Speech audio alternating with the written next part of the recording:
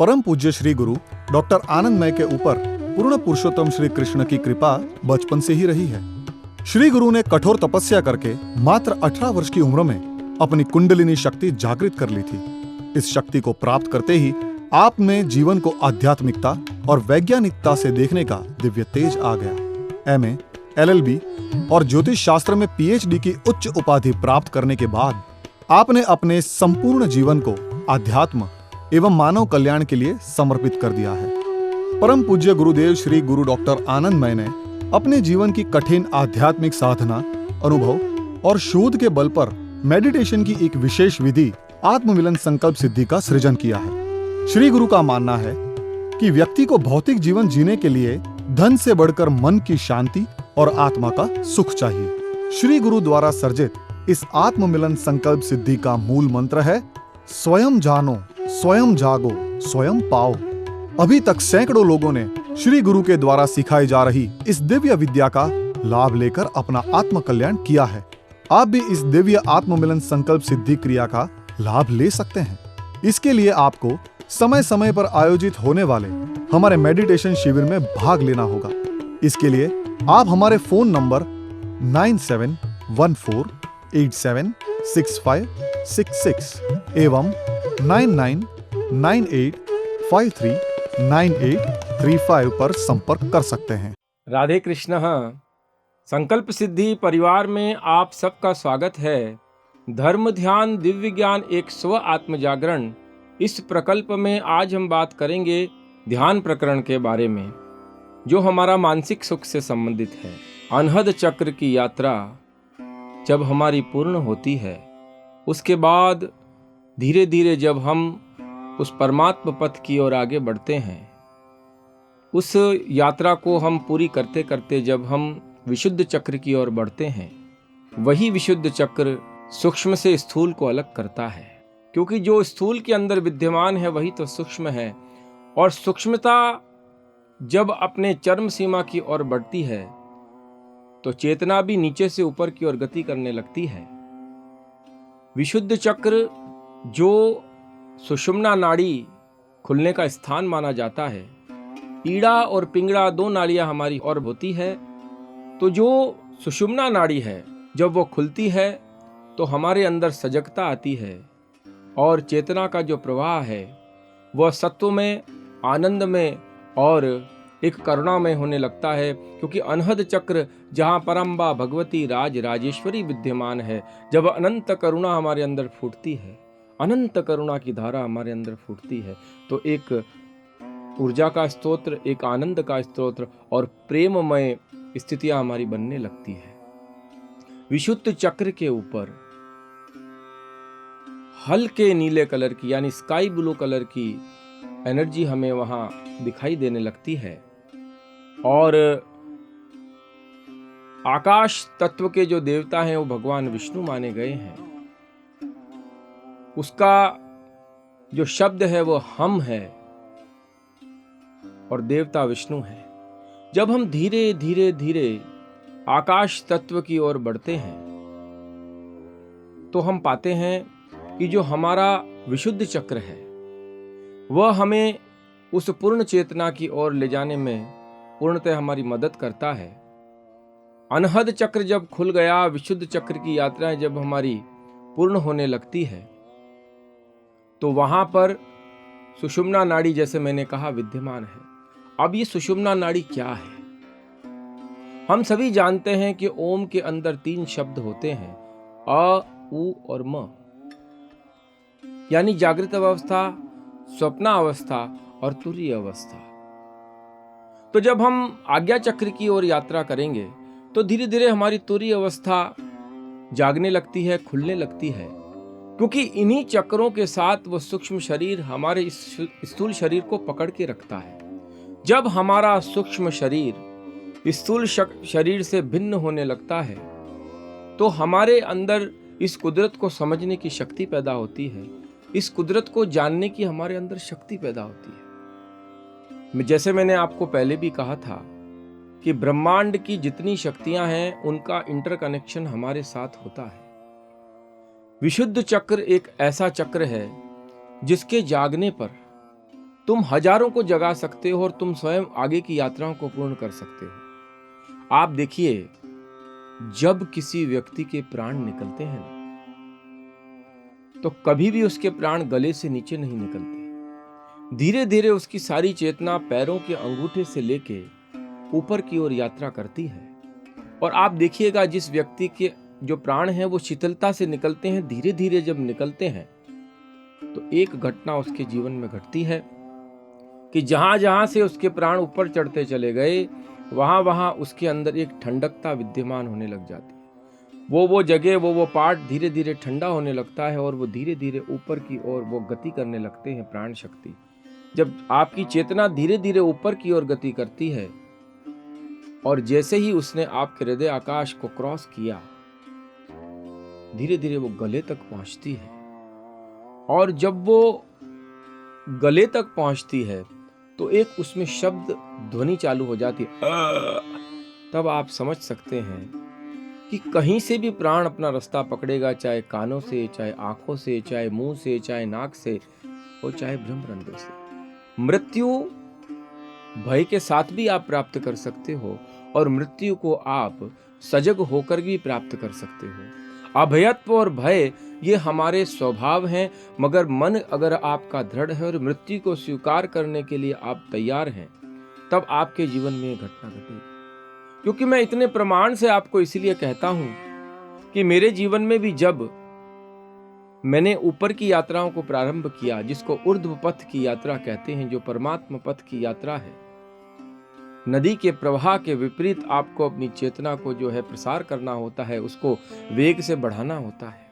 और जब वो बढ़ती है फिर रुकती नहीं है, और जहां वो टूटती है तब आपको इस संसार के अंदर जितनी माया के पर्दे हैं वो धीरे धीरे खुलने लगते हैं।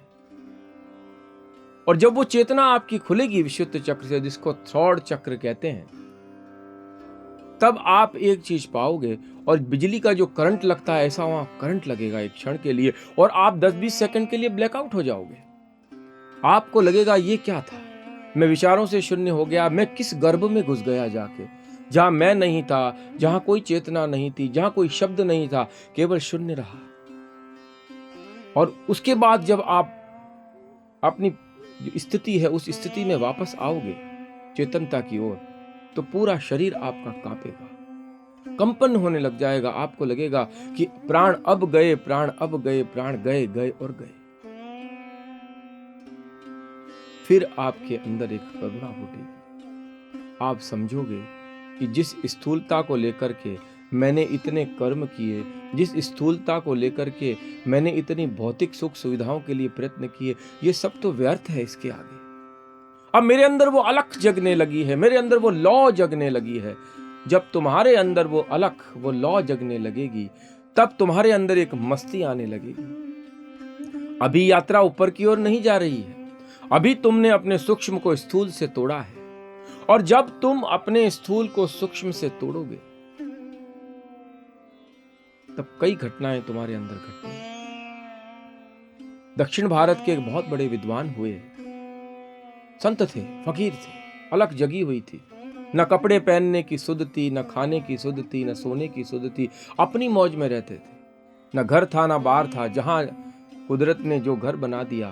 क्योंकि जो व्यक्ति संत बनता है वह इस पूरी पृथ्वी को अपनी शैया बना लेता है, इस पूरी पृथ्वी को अपना घर बना लेता है, वही उसका परिवार होता है। ये पेड़ पौधे, ये पशु पक्षी, ये झरने, ये हवाएं, ये आकाश, उसी में उसे आनंद मिलता है। उसे ये चार दीवारी के बंधन नहीं रोक सकते। किसी नगर से वो रोज गुजरता और देखता, जहां उसे जो कुछ खाने को मिलता खा करके फिर निकल जाता। राजकुमारी रोज उसे देखती, कौन है ये मस्त मौला फकीर, जिसके जीवन में इतनी शांति, और इसको देख के हमें शांति मिलती है। उसी समय राजकुमारी ने कई दिन तक उसे देखा और आज बुला लिया। तुम कौन हो, कहां से आए हो? फकीर कहता है, ये तो मुझे भी पता नहीं मैं कौन हूं और कहां से आया हूं ये मुझे पता नहीं, बस अभी तो मौज जगी है, उस द्वार को खोलना बाकी है। राजकुमारी ने कहा, मैं आज आपको कुछ खिलाऊंगी तो आप खाओगे? बोले, बेटी जो तुझे खिलाना है खिला दे, मैं तो खाने को तैयार हूं। लाह क्या देती है। सोने के खप्पर में डाल करके उसने कई खाने की सामग्रियां दी, ड्राई फ्रूट्स दिए और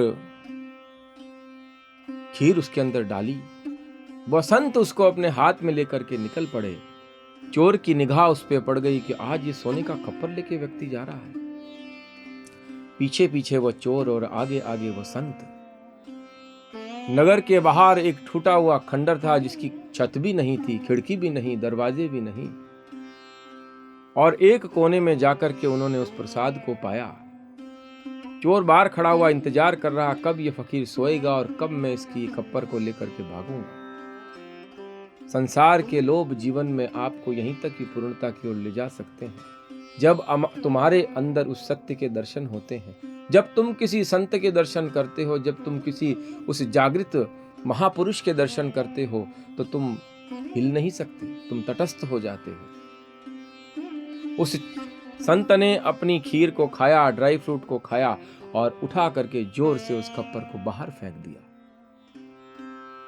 चोर को जिस चीज की अभिलाषा थी, आकांक्षा थी, उसने उस कप्पर को उठाया और वो चलने लगा। थोड़ी दूर तक गया और उसके अंदर किसी सत्य ने एक चोट करी कि अरे ऐसा कौन सा व्यक्ति रहा जिसने इस खप्पर को फेंक दिया। सोने के पीछे तो पूरी दुनिया दीवानी है, इस गोल्ड की दीवानगी तो मैंने सब में देखी है, इसके पीछे तो खून हो जाते हैं। जाके ऐसे महापुरुष से मिली तो सही। खप्पर हाथ में लेकर के जैसे ही उसने उस खंडर में प्रवेश किया, संत कहते हैं अब क्यों आया है? महल से मेरा पीछा कर रहा था, तुझे दे तो दिया जो तुझे चाहिए था। इस दर से कोई खाली नहीं जाता है, ले ले तुझे जो चाहिए, दे दिया, अब जा यहां से। बोले आज इसकी कोई अपेक्षा नहीं है, इसके प्रति आज उपेक्षा भाव है। बोले क्यों? आपके दर्शन करने हैं, आपके सत्य ने मुझे आज यहां रोक लिया, बस आपके दर्शन करने आया। और उसी समय चरणों में गिर गया। कहते आज इस खप्पर की कीमत मुझे समझ में आ गई। बोले क्या समझ में आ गई? बोले यह जीवन का सुख क्षणिक दे सकता है, मगर आपके अंदर की जो शांति है वो मुझे अमूल्य दिखती है। मुझे आपकी अधीनता को स्वीकार करने का दिल करता है, मैं आपको समर्पित हो जाना चाहता हूं। संत ने कहा न मैंने किसी को समर्पण भाव से अपने साथ मिलाने की कोई आकांक्षा करी है, ना मैं किसी को कहता हूं कि तुम समर्पित हो जाओ, मगर आज मुझे लगता है कि तेरे अंदर उस सत्य ने आज दस्तक दी है, तो तू मान के चल कि तो अब इस परमात्मा के रास्ते को मत छोड़ना, जा और इस अपनी बोधि को जगा और परम तत्व की ओर आगे बढ़। तो विशुद्ध चक्र है ही वो स्थिति की ओर कि जहां आपकी परमात्मा जो है दस्तक देने के लिए खड़ा होकर के आपको कहेगा कि मैं अब तुझ में उतरने के लिए मेरी सारी तैयारी है, बस तूने जो तेरी सारी तैयारी करी है, एक कदम तू आगे बढ़ जा। और वो आगे बढ़ेगा जब उसकी आज्ञा चक्र की यात्रा प्रारंभ होगी। वह आज्ञा चक्र जहां शिव का वैराग्य तुम्हें समझ में आएगा, जहां शिव की मौज तुम्हें समझ में आएगी, जहां शिव की भभूति तुम्हें समझ में आएगी, जहां शिव की भक्ति तुम्हें समझ में आएगी, शिव का ध्यान समाधि तुम्हें समझ में आएगी, वो आज्ञा चक्र है। जब तुम आगे बढ़े और वहां कोई शब्द नहीं है, वहां केवल ओम है, शांति है और त्रिकाल ज्ञान की स्थितियां तुम्हारी धीरे धीरे खुलने लगती है। वो जब तुम्हारा तीसरा थर्ड आई चक्र जब खुलता है, वो दोनों आंखों के बीच में होता है, उसके पीछे पिरजुट ग्रंथि होती है, और वो जब धीरे धीरे तुम्हारा खुला गहरे नीले रंग का प्रकाश तुम्हें दिखेगा, और उस स्थान के अधिपति जो है वह केवल एक है, वह है परमात्मा, शून्याकार। और तुम भूत भविष्य और वर्तमान के दर्शन करने लग जाओगे। तुम्हारे अंदर वो संतत्व जाग जाएगा। प्रकृति तुम्हें हर चीज खोल के रख देगी कि तू देख ले, जिन पर्दों को मैंने तेरे आगे रखा था आज वो सब पर्दे खुल गए, और तू मुझे झांक ले, तू मुझे निहार ले, तू मेरे अंदर के उन सारी स्थितियों के तू दर्शन कर ले। और प्रकृति वो दर्शन करती हुई आपको दर्शन कराती हुई चली जाएगी। और जब आप उसके दर्शन करेंगे तब आप पाएंगे कि ये सारा जीवन विज्ञान के अलावा कुछ भी नहीं है। ये सारा जगत विज्ञान के अलावा कुछ भी नहीं है। जो सुख दुख मैंने देखे थे, जो इसके अंदर राग द्वेष मैंने पैदा किए थे, जो लोभ और मोह का जीवन मैंने जिया था, वह तो केवल एक भ्रांति था। कुदरत ने इस कुदरत के कार्यों को करने के लिए, अपनी कुदरत को चलाने के लिए कुदरत ने मुझे भ्रम में डाला था। तब आपका जब आज्ञा चक्र खुलता है तब स्थितियां आपकी बनने लगती है। कहते हैं ना कि बीज के अंदर ही तो परमात्मा छुपा होता है और बीज के अंदर ही तो वृक्ष की ताकत छुपी होती है। जो मूलाधार से तुमने यात्रा प्रारंभ करी और आज्ञा चक्र की ओर तुम बढ़े, उस गहरे नीले प्रकाश को तुमने जब दर्शन किया, वहां बैठी हुई सूक्ष्म शक्तियों को तुमने दर्शन किया, कुदरत ने जब तुम्हारे उन पर्दों को खोला, तो तुम पाओगे कि तुम नहीं रहे। अब तुम्हारे अंदर उस अलख को, उस परम तत्व की जो चेतना है वो धीरे धीरे तुम्हारे अंदर अवतरित होने लग गई। और जब वो तुम्हारे अंदर धीरे धीरे अवतरित होती है तो तुम एक चीज पाते हो कि तुम्हारे अंदर अक्रिया भाव जागृत होने लग जाता है। तुम्हारी सांस सजगता से चलती है। तुम जब रास्ते पे चलते हो तो तुम्हारे कदम सजगता से चलते हैं। जब तुम भोजन करते हो तो एक एक निवाला तुम्हारा ऐसे अंदर जाता है, तुम्हें लगता है कि वह सूक्ष्म चेतना तुम्हारे अंदर उस प्रसाद को ग्रहण कर रही है। तुम्हारे अंदर जो भगवत्ता बैठी है उस प्रसाद को ग्रहण करके आनंदित हो रही है। और वो अन्न जब तुम्हारे अंदर जाता है तो तुम्हारा एक एक रोम, तुम्हारी एक एक इंद्री को जो पोषण मिलता है, तुम उस सूक्ष्मता को, उस तत्व को ग्रहण करते हुए पाते हो। और लगता है कि आज जिस परमात्मा को मैं भोग लगाता था वो तो आज मुझे दिखने लग गया, वो परमात्मा मुझे नजर आने लग गया, उसकी भाव में स्थिति मुझे दिखने लगी। और जब सहस्रार चक्र की आप यात्रा करते हो जिसका कलर बैंगनी है, तब आप पाते हो कि अब मैं उस सागर जो है, जैसे बूंद सागर में मिलती है, ऐसे आज मैंने अपनी बूंद को उस सागर में मिला दिया। और तुम उस शून्य में जब समा जाते हो तो तुम विचार शून्य हो जाते हो और परमात्मा तुम्हें अंगीकार कर देता है। जब परमात्मा तुम्हें अंगीकार करता है तो तुम इस बात को समझ जाना कि अब तुम पूर्णता को प्राप्त हो गए, तुम्हारा निर्वाण हो गया। आज इतना ही। आप 7 चक्रों की साधना करके अपने आप को जगाओ और उस पूर्ण तत्व में विलीन होकर के इस जन्म मरण के बंधन से मुक्त हो जाओ। आप सबका खूब खूब मंगल हो। राधे कृष्णा। मैं अकेला ही चला था मंजिल की ओर, रास्ता मिलता चला गया, कारवां बढ़ता चला गया। श्री गुरु डॉक्टर आनंदमयी के द्वारा श्रीनाथ जी की नगरी नाथद्वारा राजस्थान में बनने जा रहे SBK कैंसर चैरिटेबल हॉस्पिटल के निर्माण में आप दान करके हमारे इस प्रकल्प में जुड़ सकते हैं, क्योंकि इस हॉस्पिटल में कैंसर से पीड़ित गरीब मरीजों का इलाज एकदम मुफ्त में किया जाएगा। हमें आपकी सहायता की जरूरत है। दान के लिए बढ़े आपके हाथ हमारे उजड़े जीवन को फिर से संवार सकते हैं। प्लीज हमारे लिए दान करें। कोई मां अपने बच्चे को कैंसर से तड़पता नहीं देख सकती। ना तो कोई पत्नी, ना पति, ना बहन, ना भाई, ना पिता, ना माता। परिवार का एक भी सदस्य कैंसर से पीड़ित हो तो दर्द पूरे परिवार को होता है। आइए भारत को कैंसर मुक्त बनाएं। दान के लिए हमारे ट्रस्ट का नाम है Radhe Sharanam Manav Kalyan charitable trust. Account number 03841450000082। RTGS एवं NEFT या IFSC कोड HDFC 0000384। आप दान करके अपने को पुण्यशाली बना सकते हैं। श्री गुरु हाल में बड़ौदा, गुजरात में निवास करते हैं।